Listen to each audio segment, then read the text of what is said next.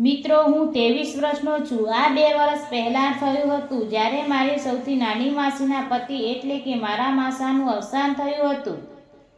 તે દિવાળીનો સમય હતો અને 2 દિવસ પછી દિવાળી હતી અને માસી અમારા ઘરે દિવાળી કરવા આવ્યા હતા. તે સમયે હું 21 વર્ષનો હતો અને માસી લગભગ 28 થી 29 વર્ષની હતી. મને સવારે મોડે સુધી સૂવાની આદત છે અને કાલે દિવાળી છે એટલે મારે ઘરે હલચલ વધારે હતી અને મેં સાંભળ્યું હતું કે મારા માસી પણ દિવાળી કરવા અમારા ઘરે આવવાના છે એટલે ઘરની બધી સફાઈ થઈ ગઈ હતી. હું રોજની જેમ સવારે 9 વાગે ઉઠું એટલે મને ખબર ન હતી કે માસી સવારે 7 વાગે ઘરે આવે છે. હું ઘરના હોલમાં સૂતો હતો જે ખૂબ જ મોટો છે. મારા ઘરમાં બધા ત્યાં આવીને બેસીને વાતો કરે.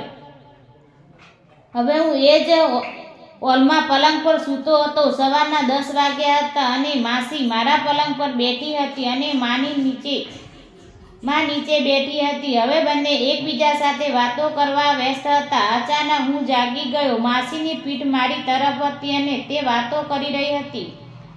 જ્યારે તે વાત કરી રહી હતી ત્યારે હું ચૂપ રહ્યો, જાણે હું હજુ ગોટ ઊંઘમાં હોય.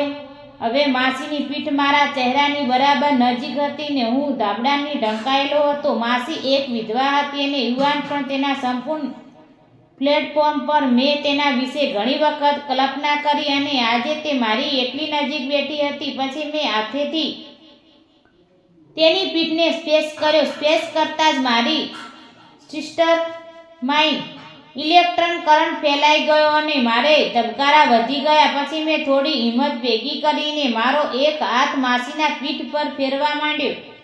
હવે માસી કંઈ સમજી ગયા. હવે પણ તે હજી વાત કરતી રહી. પછી મેં ધીમે ધીમે એક હાથ તેની તરફ ખસેડ્યો અને હવે મારો હાથ તેના વાળ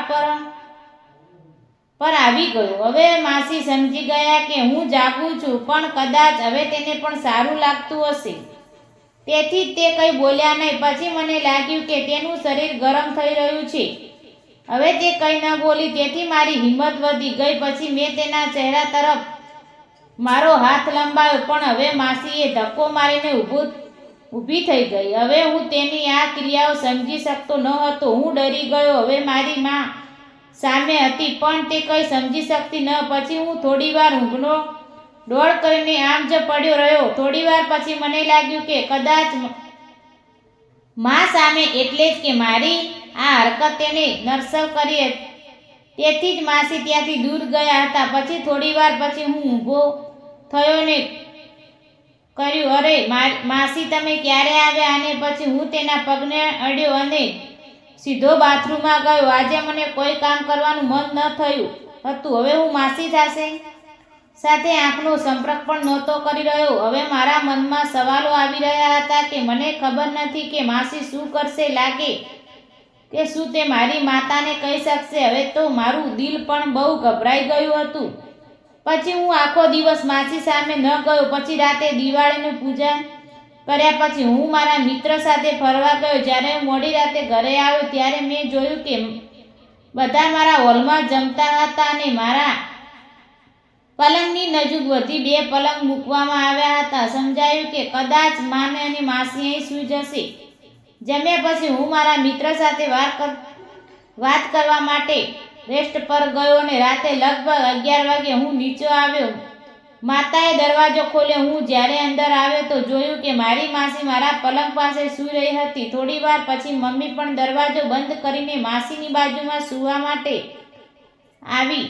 હવે મારી આંખોમાં ઊંઘ ન હતી. હવે હું ટોસ કરીને વળતો હતો. રાતનો 1 વાગ્યાનો સમય થવા લાગ્યો હતો. હવે ઘટના સવારનો સમય મારા મગજમાં ધુમરાઈ રહ્યો હતો. હવે આ બધું વિચારતા મારો હૃદય ધબકારા ખૂબ વધી ગયા હતા અને હવે હું મારી જાતને કાબૂમાં રાખી શકતો ન હતો. હવે માસી ઊંડી ઊંઘમાં હતા અને રૂમમાં નાઇટ બ્લેક સળગી રહ્યો હતો અને મમ્મી પણ સૂઈ રહી હતી. પછી મેં મારા ધબકારા હૃદય સાથે બેડ નીચે હાથ લટકાવી દીધા. માસી પણ મારા પલંગ પાસે જ સૂઈ રહી હતી. પછી મેં ધીમેથી મારા એક હાથ તેમના પગ પર મૂક્યો. મારો હાથ થોડીવાર તેના પગ પર રાખ્યો. પછી માસીની બાજુમાંથી કોઈ હલચલ ન જોયું.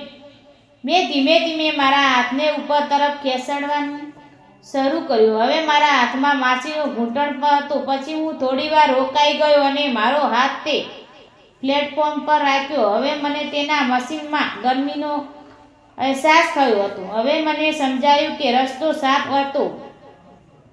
હવે કદાચ કોઈ ખતરો ન હોય તો પછી મેં મારો એક હાથ તેના ચહેરા પાસે ખસેડ્યો અને તેના પલંગની બાજુમાં સરક્યો. થોડીવાર તેણે તેની બાજુની સાડી પર હાથ ફેરવાનું શરૂ કર્યું. માસીનો ચહેરો બીજી બાજુ હતો. પછી અચાનક તેની બાજુ બદલી અને તે મારી સામે સૂઈ ગઈ. હવે પહેલાં તો હું તેની આ ક્રિયાઓ નરસર હતો. મેં તરત જ મારા હાથ ઉપર ખેંચ્યા. થોડીવાર પછી મેં ફરીથી મારો હાથ નીચે લાવ્યો. હવે માસીનું શરીર ખૂબ જ ગરમ થઈ રહ્યું હતું. કદાચ તેમને કામ આવી ગયું હતું. પછી મેં મારો હાથ સરકાવીને તેના પલંગ પર લઈ ગયો અને ધીમે ધીમે તેના માટે પ્લેટફોર્મ પેસ કરવા લાગ્યો. પછી અચાનક મને મારા હાથ પર માસીનો હાથ લાગ્યો કે હવે તેણે મારો હાથ જે તેની બાજુમાં રાખેલો હતો તેને ચુસ્તપણે દબાવ્યો.